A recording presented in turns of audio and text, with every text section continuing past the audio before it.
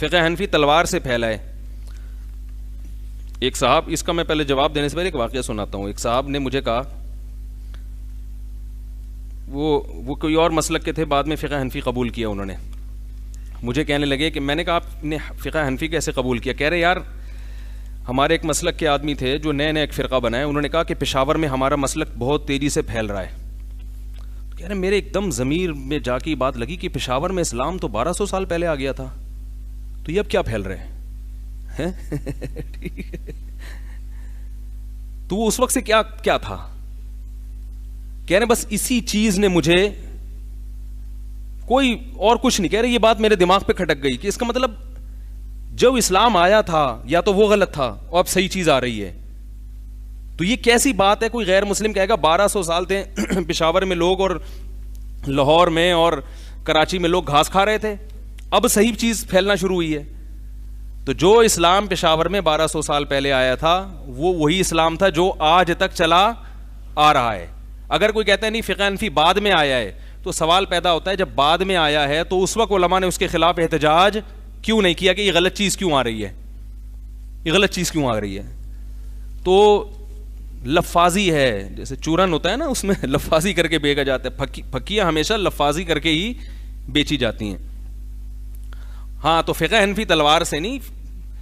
ہندوستان میں اگر اسلام تلوار سے پھیلا ہے بالفرض, تو پھر فقہ حنفی بھی کس سے پھیلا ہے؟ تلوار سے. اور اگر اسلام اخلاق سے پھیلا ہے تو فقہ حنفی بھی کس سے پھیلا ہے؟ جب اسلام آیا ہے ہندوستان میں تو فقہ حنفی ہی آیا ہے. اس کی سب سے بڑی دلیل یہ ہے, اول تو تاریخی کتابیں اٹھا کے دیکھیں آپ کو پتہ چل جائے گا, اور اگر ویسے آپ دیکھنا چاہیں تو مضبوط دلیل یہ ہے کہ اگر اس فقہ حنفی کے علاوہ کچھ اور آیا تھا تو جب فقہ حنفی آیا ہے تو اس وقت احتجاج کیوں نہیں ہوا؟ سب نے ٹھنڈے پیٹوں اس کو قبول کیوں کر لیا؟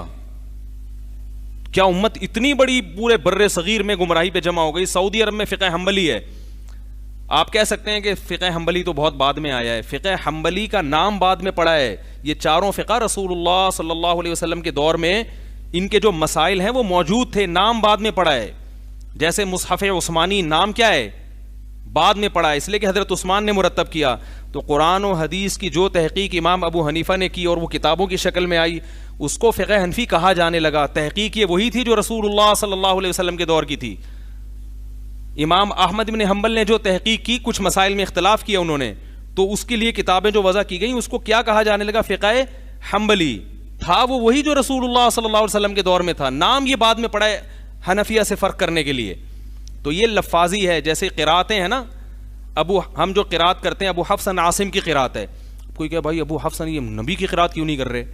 تو اللہ کے بندو, نبی صلی اللہ علیہ وسلم سے مختلف قراتیں منقول ہیں, ان میں جو قرات ابو حفص عن عاصم کے طریق سے ہے اس کو کیا کہا جاتا ہے؟ ابو حفص عن عاصم والی قرات, امام کسائی کی قرات. تو یہ نام دیے جاتے ہیں اس لیے کہ دوسری قرات سے یہ کیا ہے فرق ہے, یہ ساری کہاں سے نکلی ہوئی؟ نبی سے. تو یہ چاروں فقہ رسول اللہ صلی اللہ علیہ وسلم ان کی اصل ہیں. ان چاروں فقہ کی اصول کی کتابوں میں لکھا ہوا ہے کہ دلیل اور حجت کیا ہے؟ قرآن اور حدیث, سب کی بیس وہی ہے.